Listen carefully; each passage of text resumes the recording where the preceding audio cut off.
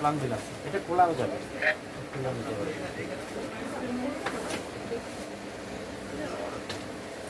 এটা কি কালার আছে? যে কালার আছে এটা, এটারও কালার আছে, কালার টাকা। নেবেন। হুম। আরেকটা আছে ব্ল্যাকের, ব্ল্যাক আছে না, ওই যে পিছনে ব্ল্যাক আছে।